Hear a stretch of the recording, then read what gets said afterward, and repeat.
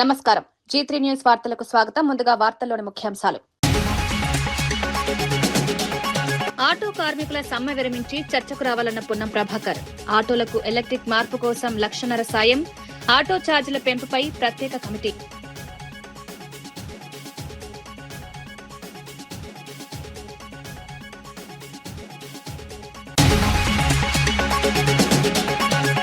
రామోజీరావును చంద్రబాబు మహాత్ముడిగా ప్రచారం చేస్తారన్న అంబటి.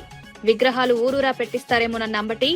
రామోజీరావుపై అంబటి రాంబాబు సంచలన వ్యాఖ్యలపై రాజకీయ వర్గాల్లో చర్చ.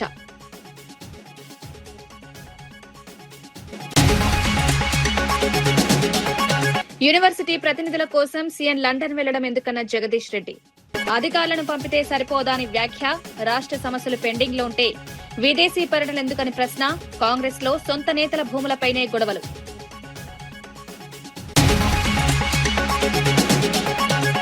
స్థానిక ఎన్నికల బరిలో వైఎస్ఆర్సీపీ ఖాయమన్న గుడివాడ అమర్నాథ్. గెలిచినా ఓడినా ఎన్నికల్లో పోటీ. ఎన్నికల మైదానం నుంచి వైఎస్ఆర్సీపీ పారిపోదని వ్యాఖ్య. ప్రతి గ్రామంలో వైఎస్ఆర్సీపీ అభ్యర్థులను నిలబెడతామని వెల్లడి.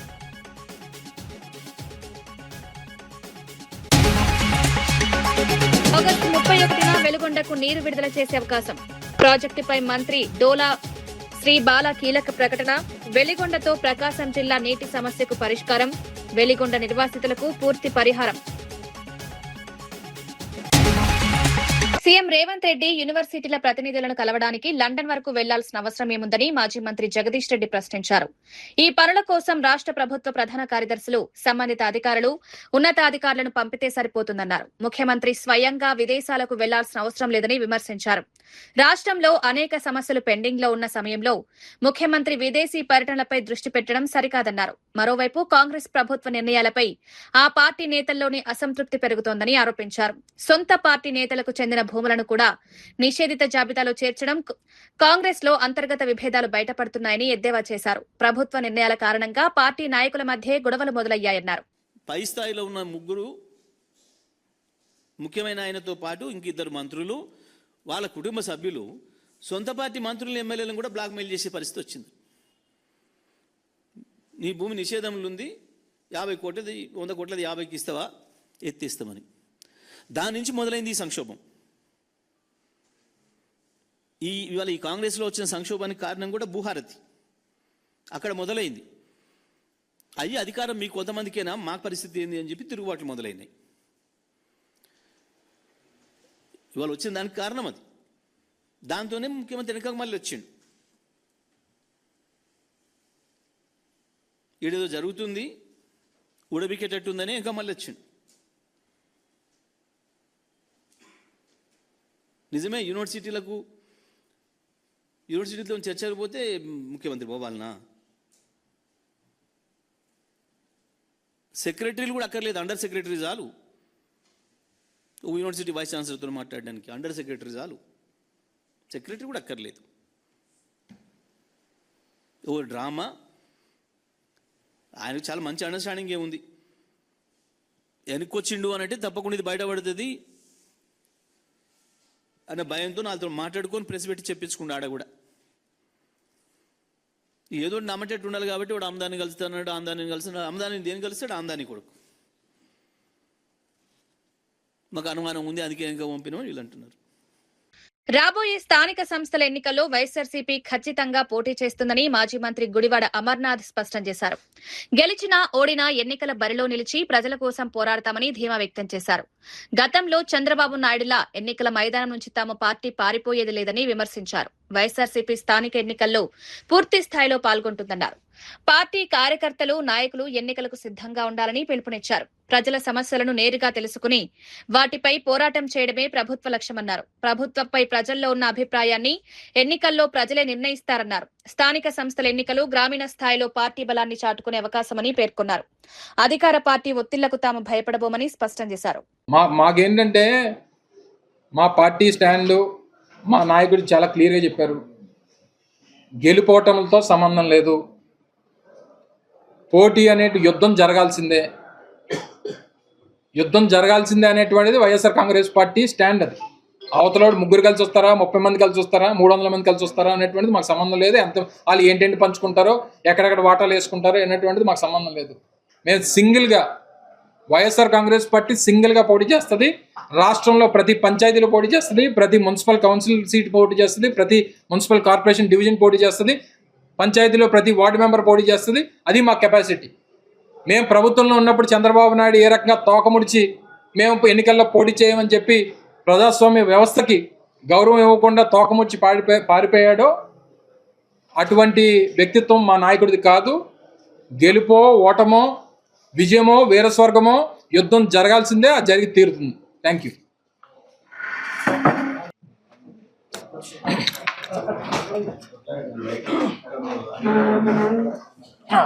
డిఎస్సీలో అనేక అక్రమాలు జరిగాయని వైఎస్ఆర్సీపీ మదనపల్లి నియోజకవర్గ ఇన్ఛార్జ్ నిసార్ అహ్మద్ ఆరోపించారు. ముఖ్యంగా స్పోర్ట్స్ కోటాలో జరిగిన అక్రమాలపై సమగ్ర విచారణ జరపాలని డిమాండ్ చేశారు. డిఎస్సీలో ఎలాంటి అవకతవకలు జరగలేదని విద్యాశాఖ మంత్రి చెప్తున్నారని, అయితే ఈ అంశంపై ప్రశ్నిస్తే టీచర్లను ఎందుకు రాజకీయ వివాదంలోకి లాగుతున్నారని ప్రశ్నించారు.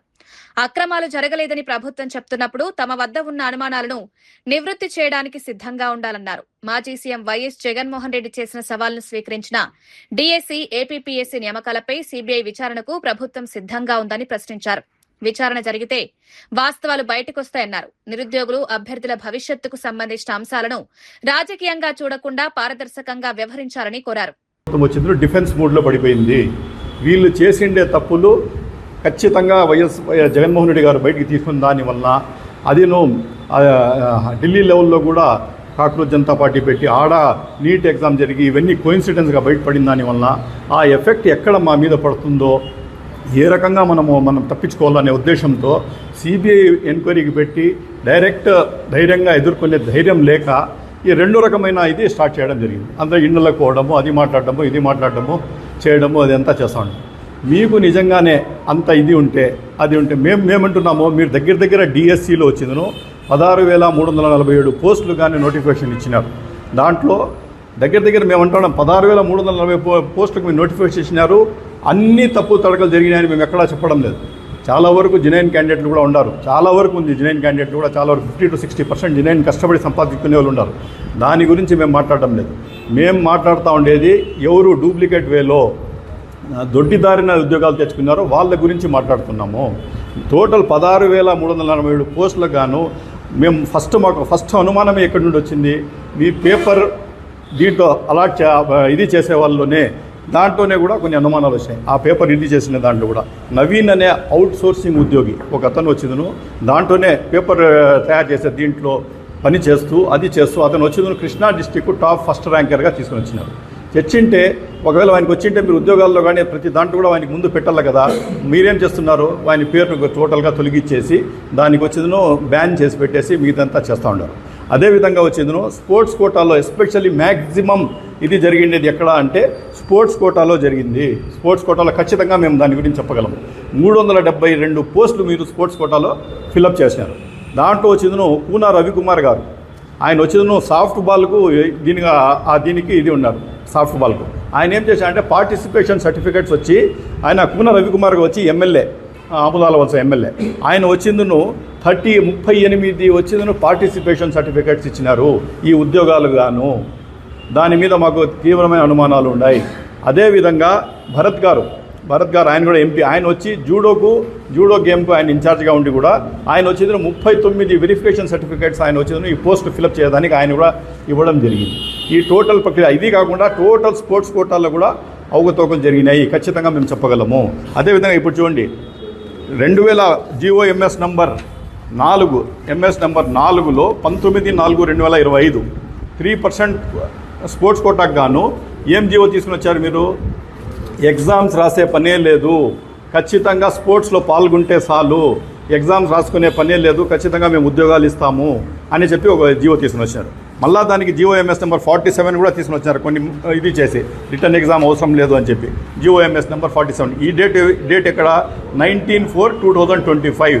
అంటే మీరు ఈ పోస్టులు ఫిల్అప్ చేయాలా అని ఒక ప్రణాళిక వచ్చిందును ముందుగానే ఫిక్స్ చేసుకున్నారు. ఎప్పుడు 2000 ఎగ్జామ్ స్టార్ట్ కాకముందే ఈ పోస్టులు మనము యువగళం పాదయాత్రలో ఎవరు పాల్గొన్నారో కార్యకర్తలు, యువగళం దాంట్లో ఎవరికి ఏమైనా మాట చెప్పినామో వాళ్ళకు ఫిల్అప్ చేయాలా, ఏదో రకంగా వాళ్ళకి హెల్ప్ చేయాలా అనే ఉద్దేశంతో ఆ రోజే ఇచ్చేసి దుర్గయ్య అనే అతను వచ్చిందును గోల్డ్ మెడలిస్ట్ ఉన్నాడు స్పోర్ట్స్లో కూడా గేమ్స్లో ఆయన గోల్డ్ మెడల్ తీసుకుని వచ్చినాడు. ఆయన దుర్గయ్య అనే వ్యక్తి, ఆయనకు ఉద్యోగం ఇవ్వకుండా వేరే వాళ్ళకి, ఆయన కింద ఉండే వాళ్ళకి సిల్వర్ మెడల్ అంట, బ్రాంజ్ మెడల్ అంట వాళ్ళకంతా ఇవ్వడం జరిగింది.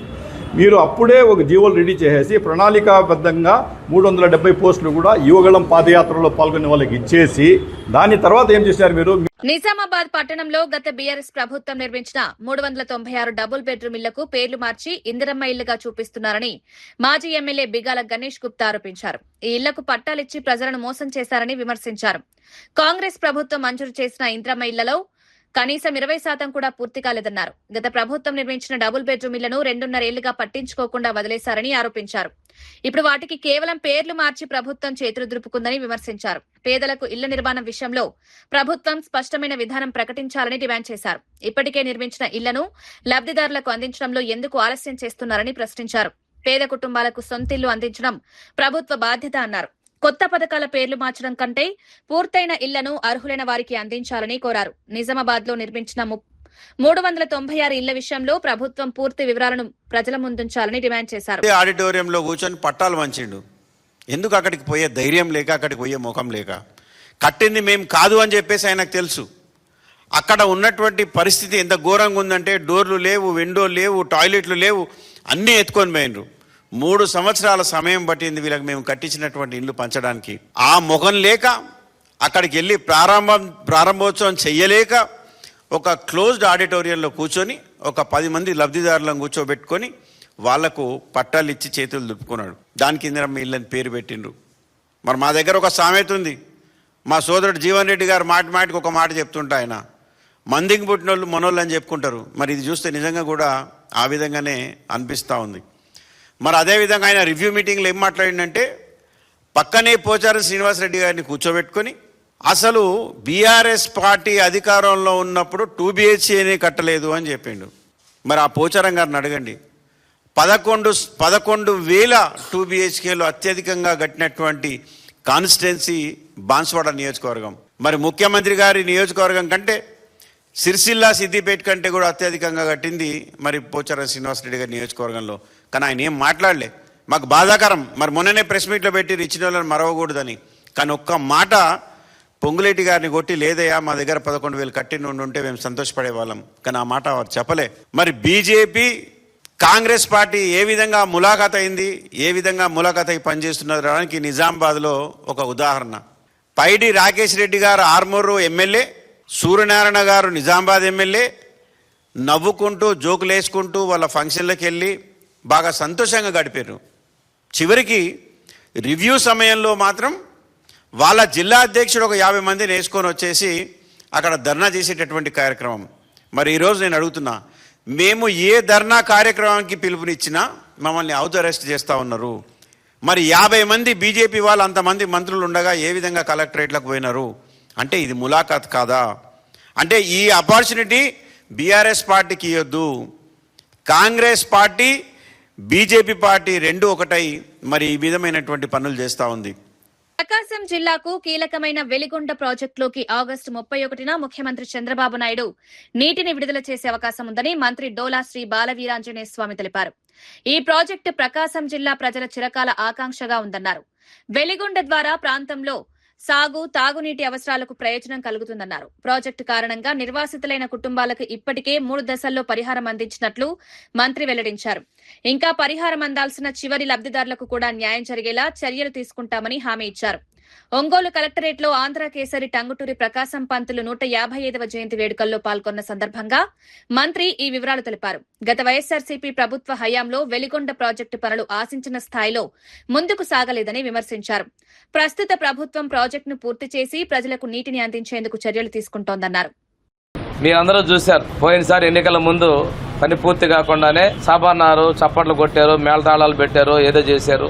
ఫీడర్ కెనాల్ మొత్తం కూడా కొట్టుకుపోవడం, బ్రీచెస్ పడిపోవడం ఇవన్నీ చూసి అంతా లైనింగ్ చేయడం జరిగింది, పూర్తి స్థాయి జరిగింది. చరిత్ర 900 కోట్ల నష్టపరిహారంలో ఈ రోజుకి 768 కోట్ల రూపాయలని నిన్ననే చెక్కుల రూపాయలు పూర్తి 3 విడతలు ఇవ్వడం జరిగింది. ఇది ముఖ్యమంత్రి గారి యొక్క చిత్తశుద్ధి. మొన్ననే డ్యామ్ సైట్లో ఇవ్వడం జరిగింది 300 కోట్లు, తర్వాత మొన్న 200 కోట్లు, నిన్న 257 కోట్లు ఇవ్వడం జరిగింది. నిర్వాసితుల విషయంలో ఏదైతే అవార్డు ఉందో ఆ అవార్డు ప్రకారం అర్హులందరికీ ఇస్తున్నాం. ఎవరైనా కానీ ఇంకా మాకు రాలేదు, ఇందులో మేము మిస్ అయ్యామంటే ఆఖరి లబ్ధిదారుడి వరకు, నిర్వాసిత వరకు కూడా అందించడం మేము సిద్ధంగా ఉన్నాం. మొదటిదో మేము మొత్తం పని పూర్తి చేసి 10 టీఎంసీలను రేపు విడుదల చేస్తున్నాం. ఈరోజు పెద్ద ఎత్తున ప్రజలందరూ కూడా ఆ కార్యక్రమంలో భాగస్వాములు కావాలని చెప్పేసి మార్కాపురం, ప్రకాశం జిల్లాలతో పాటు మిగిలిన జిల్లా ప్రజలు కూడా నేను విజ్ఞప్తి చేస్తున్నాను. ఆటో కార్మికుల సమస్యలను పరిష్కరించేందుకు ప్రభుత్వం సిద్ధంగా ఉందని రవాణా, బీసీ సంక్షేమ శాఖ మంత్రి పొన్నం ప్రభాకర్ తెలిపారు. ఆటో కార్మికులు సమ్మె నిర్ణయాన్ని వెనక్కి తీసుకుని ప్రభుత్వంతో చర్చలకు రావాలని విజ్ఞప్తి చేశారు. ఆటో కార్మికుల సంక్షేమం కోసం ప్రత్యేక సంక్షేమ బోర్డు ఏర్పాటు చేయాలని కేబినెట్ నిర్ణయించిందని చెప్పారు. వారి సమస్యలను పరిష్కరించేందుకు ప్రభుత్వం కట్టుబడి ఉందని స్పష్టం చేశారు. హైదరాబాద్ లో కాలుష్యాన్ని తగ్గించడంతో పాటు ఆటో కార్మికులపై ఆర్థిక భారాన్ని తగ్గించేందుకు పెట్రోల్, డీజిల్, గ్యాస్ ఆటోలను దశల వారీగా ఎలక్ట్రిక్ ఆటోలుగా మార్చే విధానాన్ని ప్రోత్సహిస్తామన్నారు. ఎలక్ట్రిక్ ఆటోలకు మారేందుకు రెట్రో ఫిట్టింగ్ కోసం 1.5 లక్షల వరకు ఆర్థిక సాయం అందించే కొత్త పథకాన్ని తీసుకొస్తామని వెల్లడించారు. 2012 తర్వాత ఆటో ఛార్జీలను పెంచలేదని, పెరిగిన ఇంధన ధరలు, వాహనాల ధరలు, నిర్వహణ ఖర్చులను పరిగణలోకి తీసుకుని ఛార్జీల పెంపుపై ప్రత్యేక కమిటీ ఏర్పాటు చేస్తామన్నారు. గ్రామీణ ప్రాంతాల ఆటో కార్మికుల సమస్యలను కూడా ప్రభుత్వం పరిగణలోకి తీసుకుంటుందని తెలిపారు. సమ్మె ద్వారా కాకుండా చర్చల ద్వారా సమస్యలకు పరిష్కారం లభిస్తుందని మంత్రి పొన్నం ప్రభాకర్ అన్నారు. అనేటువంటిది మనం సమిష్టిగా నిర్ణయం చేద్దామనే మాట మనం చేస్తాం. రెండవది సంక్షేమ బోర్డు అడుగుతా ఉన్నారు. లేబర్ సంక్షేమ బోర్డు కావాలంటే కార్మికుల పక్షాన సెస్ వసూలు కావాల్సి వస్తుంది. దానికి కూడా నేను అన్ని సంఘాలను కోరినా సంక్షేమ బోర్డు వేయడానికి కూడా కేబినెట్ అనుమతి ఇచ్చింది. దానికి సంబంధించిన విధి విధానాలు చేసుకోవడమే కాబట్టి ఆ సంక్షేమ బోర్డు కూడా వేస్తామనేటువంటి మాట నేను ఈ సందర్భంగా కోరుతాను. ఇది కాక ఆటో కార్మికుల సంక్షేమం దృష్టిలో పెట్టుకుని వాళ్ళ దగ్గర అంత ఆర్థికంగా ఉండదని హైదరాబాద్ లో 1,50,000 రూపాయలతోటి ఎలక్ట్రిసిటీ ఆటోలు కొనుక్కోవడానికి కానీ లేదా ఈవీ ఆటోలుగా రెట్రో ఫిట్మెంట్ అంటే పెట్రోల్, డీజిల్ ఆటోలు లేకుండా ఉండడం కొరకు వాటిని ఈ విధంగా మారుస్తా ఉన్నాం. అది కాక స్క్రాప్ చేసుకుంటే కూడా కొత్త ఆటో కొనుక్కోవడానికి సహకారం చేస్తా ఉన్నాం. ఆ విధంగా హైదరాబాద్ లో ఎక్కడ కూడా డీజిల్, పెట్రోల్, గ్యాస్ ఆటోలు ఉండొద్దని, ఈవీకి కన్వర్ట్ చేసుకోవడానికి వాళ్ళ దగ్గర ఆర్థిక స్తోమత ఉండదని 1,50,000 రూపాయలు ఇస్తున్నాం. కాబట్టి దయచేసి ఎక్కడైనా సరే ఆటో కార్మికుల సంక్షేమానికి ప్రభుత్వం కట్టుబడింది. మేము ఎన్నికల్లో చెప్పిన వాగ్దానం ప్రకారంగా మీరు 12,000 రూపాయలకు సంబంధించి గ్రామీణ ప్రాంతాల వాళ్ళకు కూడా ఏ విధంగా చేయగలుగుతాం. ఆర్థిక ఇబ్బంది ఉన్నది. మీ అందరూ కూడా గ్రామీణ ప్రాంతాల్లో రవాణా సరఫరాకు సంబంధించి కష్టపడేటువంటి వాళ్ళు మీ జీవితాల్లో కూడా న్యాయం జరిగే విధంగా ప్రభుత్వం ఆలోచన చేస్తూ ఉంది. ఏ విధంగా చేయాలి, మీకు ఏ విధంగా లాభం చేయాలనే ఆలోచన కొద్దీ తప్పకుండా మేము ఈ సందర్భంగా మనవి చేస్తూ హైదరాబాద్ లో 1,00,000 ఇళ్లు కడతా ఉన్నాం. ఇటు ఆర్టీసీ కార్మికులతో పాటుగా ఆటో కార్మికులు కూడా వాళ్ళు అప్లై చేసుకుని వాళ్లకు అంత పెద్ద విలువైన స్థలాల్లో కట్టే ఇళ్లకు అర్హులు కావచ్చని మేము కోరినాం. ఈ విధంగా అన్ని రకాల వాళ్ళకు 200 యూనిట్ల కరెంటు ఫ్రీ ఇస్తా ఉన్నాం, ఉచిత బస్సు సౌకర్యం కలిగిస్తా ఉన్నాం, వాళ్ళ కుటుంబ సభ్యులు పోయేది, అట్లా రకరకాలుగా సంక్షేమ కార్యక్రమాలు, రేషన్ కార్డులు ఇస్తా ఉన్నాం, సన్నబియ్యం ఇస్తా ఉన్నాం. ఇన్ని కార్యక్రమాలు జరుగుతూ ఉన్నాయి. కాబట్టి ఇటువంటి అంశంలో కూడా మీ పట్ల ప్రభుత్వానికి వివక్ష లేదు. ఈ ప్రభుత్వం పక్షాన రవాణా శాఖ మంత్రిగా నేను మీకు విజ్ఞప్తి చేస్తా ఉన్నా, సమ్మె ద్వారా ప్రజలను ఇబ్బంది కలిగేసేటువంటి ప్రయత్నం వద్దు. మీరు తప్పకుండా మీకు కావలసినటువంటి రెట్రోఫిట్ ఏదైతే ఎలక్ట్రికల్ ఆటోలు చేయడానికో 1,50,000 ప్రతి ఆటోకు మా ప్రభుత్వం సహకారం చేస్తా ఉంది. అదేవిధంగా 2012 తర్వాత పెరిగినటువంటి రేట్లను పెంచడానికి కమిటీ వేసి పెంచుతాం. ఎంత అనేది మనందరం కూడా కలిసి నిర్ణయం తీసుకుందాం. దాంతో పాటుగా సంక్షేమ బోర్డు కూడా ఏర్పాటు చేస్తాం. దానికి కూడా విధి విధానాలు నిర్ణయం చేసుకుందాం అనే మాట ఈ సందర్భంగా నేను హైదరాబాద్ లేని ఇక్కడి నుంచే మీ అందరికీ విజ్ఞాపన చేస్తా ఉన్నా. దయచేసి సమ్మె అనేటువంటిది సమస్యకు పరిష్కారం కాదు. ప్రభుత్వం సానుకూలంగా ఉంది. నా మాటను విజ్ఞప్తి తీసుకొని అధికారికంగా ఇట్లా పూర్తిగా డైరెక్ట్ గా నేను రికార్డులో చెప్తా ఉన్నా. కాబట్టి నాది ఇదే విజ్ఞాపనగా తీసుకొని సమ్మెను నివారించమని సందర్భంగా కోరుతా ఉన్నా. మరణించిన వ్యక్తి గురించి మాట్లాడాల్సి రావడం బాధగా ఉందని మాజీ మంత్రి అంబటి రాంబాబు అన్నారు. అయితే కొన్ని సందర్భాల్లో స్పందించాల్సిన అవసరం ఏర్పడుతోందన్నారు. చంద్రబాబు రామోజీరావును మహాత్ముడిగా ప్రచారం చేస్తూ భవిష్యత్తులో ఊరూరా విగ్రహాలు కూడా పెట్టించే అవకాశం ఉందని అంబటి రాంబాబు వ్యాఖ్యానించారు. ఈ వ్యాఖ్యలపై రాజకీయంగా చర్చ మొదలైంది. గతంలో చంద్రబాబు రామోజీరావు మధ్య ఉన్న రాజకీయ సంబంధాలపై ప్రతిపక్ష పార్టీలు తరచూ విమర్శలు చేస్తూ వచ్చాయని ఆయన గుర్తు చేశారు.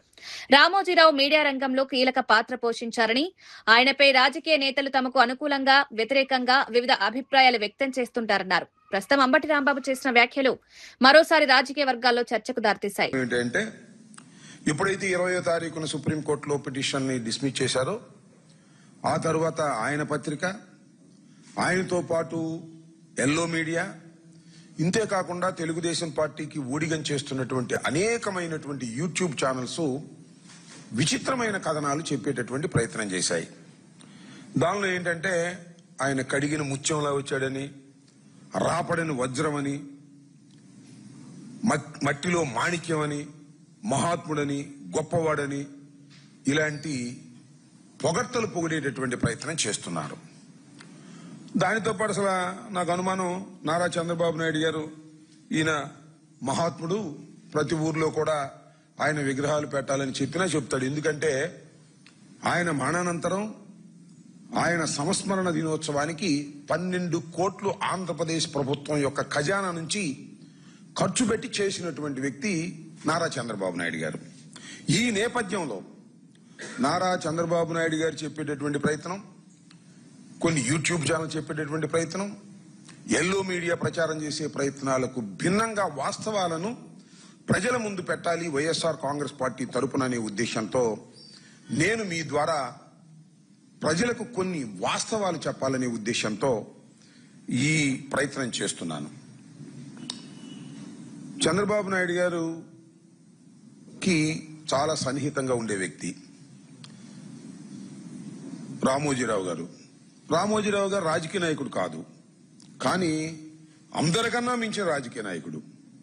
రామోజీరావు గారు తెలుగుదేశం కాదు, కానీ తెలుగుదేశాన్ని నడిపించేటటువంటి ఒక మహత్తరమైన శక్తి కలిగినటువంటి వ్యక్తి. అలాంటి రామోజీరావు గారి మీద 2008లో అనుకుంటాను ఉండవల్లి అరుణ్ కుమార్ గారు కొన్ని ప్రశ్నలు లేవనెత్తారు. అది రామోజీరావు గారి మీద కాదు, రామోజీరావు గారు నడుపుతున్నటువంటి మార్గదర్శి ఫైనాన్స్ మీద. మార్గదర్శి ఫైనాన్షియర్స్ చట్ట వ్యతిరేకంగా రాష్ట్రంలో, దేశంలో డిపాజిట్లు సేకరిస్తుంది అని. ఆ తరువాత 2008లో అప్పుడున్న ప్రభుత్వం విచారణ జరిపి ఆయన మీద కేసు కూడా రిజిస్టర్ చేశారు. చట్ట వ్యతిరేకంగా ఆర్బీఐ 45(s) సెక్షన్ ప్రకారం మార్గదర్శి ఫైనాన్స్ చేస్తున్నది క్రిమినల్ నేరము, ఇలా వసూలు చేయకూడదు అని కేసు కూడా రిజిస్టర్ చేశారు. దాని గురించి కొన్ని మాటలు ఇక్కడ చెప్పాలి. తెలంగాణలో పెండింగ్ లో ఉన్న ఫీజు రియంబర్స్మెంట్ బకాయిల పరిష్కారం కోసం బీజేపీ ఉద్యమానికి సిద్దమైంది. ఫీడ్ యూస్ బీజేపీ ఫైట్ పేరుతో నిరవధిక ధర్నా చేపట్టనున్నట్లు పార్టీ ప్రకటించింది. వరుసగా 2 రోజుల పాటు జరిగే ఈ ఆందోళనకు బీజేపీ రాష్ట్ర అధ్యక్షుడు రామచంద్రరావు నాయకత్వం వహించనున్నారు. ఎంపీలు, ఎమ్మెల్యేలు, ఎమ్మెల్సీలు సహా పార్టీకి చెందిన పలువురు సీనియర్ నేతలు ధర్నాలో పాల్గొననున్నారు. విద్యార్థులకు చెల్లించాల్సిన ఫీజు రియంబర్స్మెంట్ బకాయిలను ప్రభుత్వం వెంటనే విడుదల చేయాలని బీజేపీ డిమాండ్ చేస్తోంది.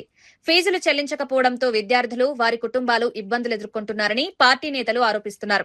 ఉన్నత విద్య కొనసాగించాలనుకునే పేద, మధ్యతరగతి విద్యార్థులకు ఫీజు రియంబర్స్మెంట్ ఎంతో కీలకమని పేర్కొన్నారు. ప్రభుత్వం బకాయిల విడుదలపై స్పష్టమైన కార్యాచరణ ప్రకటించాలని డిమాండ్ చేస్తున్నారు. సమస్య పరిష్కారం అయ్యే వరకు ఉద్యమాన్ని కొనసాగిస్తామని బీజేపీ నేతలు తెలిపారు. విద్యార్థుల భవిష్యత్తును దృష్టిలో పెట్టుకుని ప్రభుత్వం వెంటనే స్పందించాలని కోరారు. 13 సంవత్సరాలు గుజరాత్ ముఖ్యమంత్రిగా, 12 సంవత్సరాలు మన భారత ప్రధానిగా, 25 సంవత్సరాలు సుదీర్ఘ ఒక అనుభవంతో, పరిపాలన అనుభవంతో ప్రజలకు అందించినటువంటి అనేక పథకాలు కూడా ఏ విధంగా అయితే ప్రజలకు లాభం జరుగుతుందో అవి కూడా ప్రజలకు చెప్పడానికి ఈ కార్యక్రమం ద్వారా మేము ప్రయత్నం చేసేటటువంటి ఒక నిర్ణయం కూడా తీసుకోవడం జరిగింది. రెండోది, సంస్థాగతమైనటువంటి కొన్ని సూచనలు, ఎట్లా పనిచేయాలి, ఏ విధంగా ఈ యొక్క పార్టీని ముందుకు తీసుకుపోవాలి, కార్యకర్తల్ని, ప్రజల్ని ఎట్లా మనం కలుపుకొని పోవాలి అనేటటువంటి దాంట్లో కూడా నితిన్ నబీన్ గారు మాకు దిశానిర్దేశం చేయడం జరిగింది. కార్యక్రమాలు ఎక్కువైనప్పుడు కూడా కార్యక్రమాలతోనే మనం ప్రజల దగ్గరికి వెళ్ళాలి. ప్రభుత్వ కార్యక్రమాలు కూడా ప్రజల దగ్గర తీసుకుపోయి లబ్ధిదారులు ఏదైతే ఈరోజు ఉన్నారో వాళ్ళని కూడా కలవాలి. ఎందుకంటే కేంద్ర ప్రభుత్వం నుంచి అనేక పథకాల ద్వారా, అది ప్రధానమంత్రి కిసాన్ సమ్మాన్ యోజన కావచ్చు రైతులకు, ప్రధానమంత్రి ఆవాస్ యోజన కావచ్చు, ఆయుష్మాన్ భారత్ కావచ్చు, మరి ఇవన్నీ కూడా కేంద్ర ప్రభుత్వం నుంచి వచ్చినటువంటి లబ్ధి ఎంతోమంది ఈరోజు రాష్ట్రంలో, మన తెలంగాణ రాష్ట్రంలో వాళ్ళు లాభాలు పొందుతున్నారు. మరి వాళ్ళందరికీ కూడా ఇది కేంద్ర ప్రభుత్వం పథకాలను చెప్పాల్సిన అవసరం ఉందని చెప్పి కూడా ఈ సందర్భంగా కార్యక్రమం చేస్తూ ఉన్నాం. ఇది ఈ 2 రోజులు జరిగినటువంటి సమావేశము. మొదటి రోజు పదాధికార సమావేశానికి నరేంద్ర మోదీ గారు వచ్చారు. వారు 4 గంటలు వారితో నుండి అన్ని విషయాలు అందరితోని ఒకరికొకరితో మాట్లాడడం జరిగింది. ఇక్కడ కూడా ఈరోజు నితిన్ నవీన్ గారు కూడా అందరి రాష్ట్ర అధ్యక్షులతో మాట్లాడి అన్ని రకాలైనటువంటి ఒక సంస్థాగత పనులన్నీ పూర్తి చేసుకోవాలి, కమిటీలు వేసేసుకోవాలి, కలిసిమెలిసి పనిచేసేటటువంటి ఒక వాతావరణం దేశంలో ఉన్నది, అందరూ కూడా కలిసి ముందుకు పోదామని చెప్పేసి కూడా వారు అన్ని రాష్ట్రాలకు కూడా సంకేతం చేయడం జరిగింది. ఈరోజు రేపు హైదరాబాద్లో భారతీయ జనతా పార్టీ కార్యాలయం వద్ద రాష్ట్ర అధ్యక్షుడిగా నేను ఏదైతే తెలంగాణ ప్రభుత్వం ఫీజు రీఎంబర్స్మెంట్ విషయంలో, అదేవిధంగా విద్యార్థుల పట్ల వ్యవహరిస్తున్న తీరు, ఇప్పుడు పాలిటెక్నిక్ విద్యార్థులు చూస్తున్న లాఠీచార్జీలు అవుతా ఉన్నాయి, ఆయుష్ విద్యార్థులకు ఈరోజు స్టైపెండ్ గురించి వాళ్ళు పోరాడుతూ ఉన్నారు. ఎక్కడ చూసినా ఈరోజు తెలంగాణలో విద్యార్థులు యువకులంతా కూడా అసమర్థతతో ఉన్నారు. వాళ్ళందరూ కూడా ఏదో ఒక విషయం పైన ఆందోళన చేస్తూ ఉన్నారు. 20 లక్షల విద్యార్థులకు ఈరోజు 12,000 కోట్ల బకాయిలు ఉన్నాయి. ఈ యొక్క రాష్ట్ర ప్రభుత్వం ఇవ్వాల్సి ఉంది. హైకోర్టు చివాట్లు పెడితే మొన్న 2,000 కోట్లు మేము అడ్వాన్స్కి ఇస్తామని చెప్పారు, ఇవ్వలేదు, ఇస్తామని చెప్పారు వచ్చే బ్యాచ్కు. గతమంతా కూడా ఈరోజు 20 లక్షల మంది విద్యార్థులకు సర్టిఫికేట్లు రావట్లేదు మేనేజ్మెంట్స్ ద్వారా. మేనేజ్మెంట్లు వాళ్ళ ఒక పనిచేసేటటువంటి లెక్చరర్స్కు శాలరీస్ ఇవ్వలేకపోతూ ఉన్నారు. ఘోరమైన పరిస్థితి ఈరోజు విద్యా వ్యవస్థ అంతా కూడా తెలంగాణలో. కాబట్టి ప్రభుత్వం మీద ఒత్తిడి తీసుకురావడానికి ఒక కార్యక్రమం కింద రేపు నేను భారతీయ జనతా పార్టీ ఆఫీస్ ఎదురుగా 2 రోజుల నిరాహార దీక్ష చేయడానికి ఒక కార్యక్రమాన్ని రూపొందించడం జరిగింది. దురదృష్టవశాతం పోలీసులు ప్రభుత్వం ఒత్తిడికై ఈరోజు పర్మిషన్ నిరాకరించడం జరిగింది. ఇప్పుడే ఇంతకుముందే మా ఆఫీస్ పార్టీ క్రమశిక్షణను ఉల్లంఘిస్తూ బహిరంగంగా విమర్శలు చేసే వారిపై చర్యలు తప్పవని టీపీసీసీ అధ్యక్షుడు మహేష్ కుమార్ గౌడ్ హెచ్చరించారు. కాంగ్రెస్ పార్టీలో అభిప్రాయాలను వ్యక్తం చేసేందుకు కొంత స్వేచ్ఛ ఉందని, అయితే ఆ స్వేచ్ఛను హద్దులు దాటి ఉపయోగించకూడదని స్పష్టం చేశారు. పార్టీకి నష్టం కలిగించేలా బహిరంగ వ్యాఖ్యలు చేయడం సరికాదన్నారు. నాయకులు, కార్యకర్తలకు ఏవైనా సమస్యలు, అభ్యంతరాలు ఉంటే వాటిని పార్టీ అంతర్గత వేదికలపై చర్చించాలని సూచించారు. సమస్యల పరిష్కారం కోసం కాంగ్రెస్ పార్టీలో ఇప్పటికే వివిధ కమిటీలున్నాయని తెలిపారు. ఆ కమిటీల ద్వారా తమ అభిప్రాయాలను తెలియజేయాలని సూచించారు. వ్యక్తిగత అభిప్రాయాల పేరుతో పార్టీ నిర్ణయాలను బహిరంగంగా విమర్శిస్తే క్రమశిక్షణ చర్యలు తీసుకునే అవకాశం ఉంటుందని హెచ్చరించారు. పార్టీని బలోపేతం చేయడానికి నాయకులందరూ సమన్వయంతో పనిచేయాలన్నారు. కాంగ్రెస్ లో ఏ నేత అయినా పార్టీ ప్రయోజనాలకు విరుద్ధంగా వ్యవహరిస్తే ఉపేక్షించబోమని స్పష్టం చేశారు. ఇటీవల రాష్ట్ర కాంగ్రెస్ లో చోటు చేసుకున్న అంతర్గత వివాదాల నేపథ్యంలో మహేష్ కుమార్ గౌడ్ వ్యాఖ్యలు ప్రాధాన్యత సంతరించుకున్నాయి. ఇదొక పద్ధతి ప్రకారం నడుస్తున్న పార్టీ. స్వేచ్ఛ ఇస్తున్నాం కదా, స్వేచ్ఛ ఉంది కదా అని ఇష్టారాజ్యంగా మాట్లాడడం లేదు. మీకేమైనా బాధ ఉంటే, మీకేమన్నా ఇబ్బందులు ఉన్నప్పుడు చెప్పుకోవడానికి మా కాంగ్రెస్ పార్టీలో దశల వారీగా ఫోరమ్స్ ఉన్నాయి. మీకు ఇబ్బంది ఉంటే పీసీ అధ్యక్షుడు చెప్పుకోవచ్చు. ఇంకా సాటిస్ఫాక్షన్ కాకుంటే ఇన్ఛార్జ్ ఏఐసిసి మీనాక్షి నటరాజన్ గారు నిజాయితీ పర్రాలు, నిక్కచ్చిగా ఉండేటువంటి వ్యక్తిత్వం ఉన్నటువంటి నాయకురాలు కాబట్టి అక్కడ పోయి చెప్పుకోవచ్చు. అక్కడ మీకు సాటిస్ఫై కాకుంటే పై లెవెల్లో కేసీ గారు ఉన్నారు, ఖర్గే గారు ఉన్నారు, ఎప్పుడు అపాయింట్మెంట్ ఇచ్చినా కలుస్తారు, చెప్పుకోవచ్చు. మీ బాధని, మీకున్నటువంటి ఇబ్బందుల్ని వ్యక్తపరచుకున్నటువంటి ఫోరం ఉన్నప్పటికీ బహాటంగా బయటకు వచ్చి మాట్లాడతామంటే ఆ మాటలను తీరుతెన్నులు బట్టి హద్దులు దాటినప్పుడు డెఫినెట్గా చర్యలు ఉంటాయి. ఇది పార్టీ విధానం. పార్టీ విధానానికి అందరూ కట్టుబడి ఉండాలి. ఓకే. ఆటో కార్మికుల సమ్మె విరమించి చర్చకు రావాలన్న పున్నం ప్రభాకర్. ఆటోలకు ఎలక్ట్రిక్ మార్పు కోసం 1.5 లక్షల సాయం, ఆటో ఛార్జీల పెంపుపై ప్రత్యేక కమిటీ.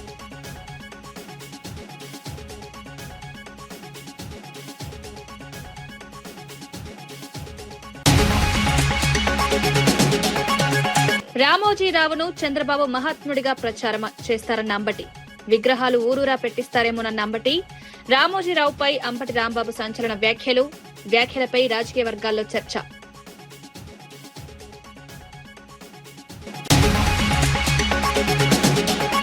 యూనివర్సిటీ ప్రతినిధుల కోసం సీఎం లండన్ వెళ్లడం ఎందుకన్న జగదీష్ రెడ్డి. అధికారులను పంపితే సరిపోదా అని వ్యాఖ్య. రాష్ట్ర సమస్యలు పెండింగ్ లో ఉంటే విదేశీ పర్యటన ఎందుకని ప్రశ్న. కాంగ్రెస్ లో సొంత నేతల భూములపైనే గొడవలు.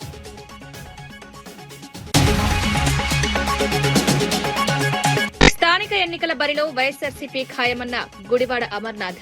గెలిచినా ఓడినా ఎన్నికల్లో పోటీ. ఎన్నికల మైదానం నుంచి వైఎస్ఆర్సీపీ పారిపోదని వ్యాఖ్య. ప్రతి గ్రామంలో వైఎస్ఆర్సీపీ అభ్యర్థులను నిలబెడతామని వెల్లడి.